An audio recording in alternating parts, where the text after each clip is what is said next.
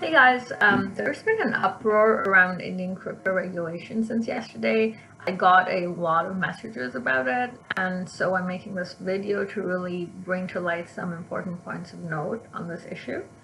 As a quick introduction to myself, I live in India and I've been a policy analyst and engineer for close to a decade.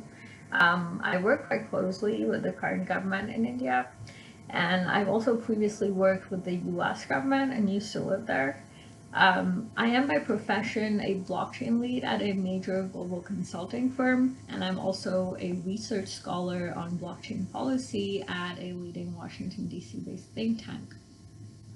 I actually interacted with most members of the Indian government's crypto committee last year, when I had developed a study with our Bangalore developer community on a policy framework for India around blockchain.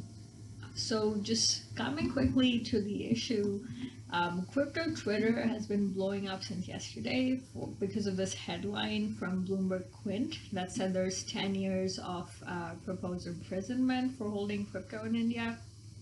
So the first thing is to calm down. There is no guarantee that this is the final draft.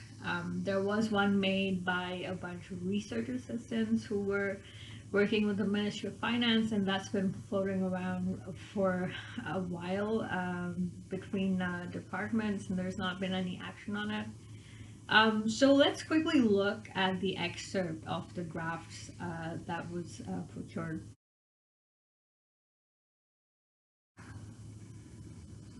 So in this excerpt, you see clearly that it says that for activities which are listed out in certain clauses of Section 8, there is a proposed punishment of a fine or imprisonment ranging from 1 year to up to 10 years.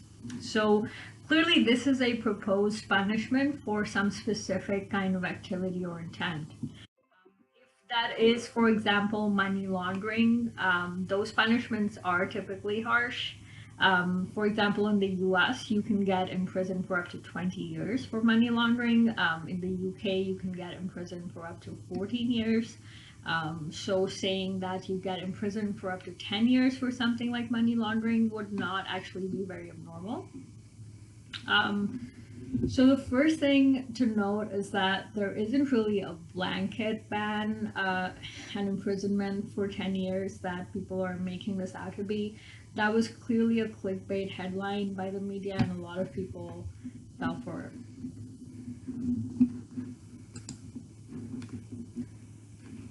The second thing you will note in this draft is the most important section for any kind of blockchain regulation or policy that you see is the definition of what constitutes the virtual asset, right? And if you see on this page that was also leaked, the definition section is empty.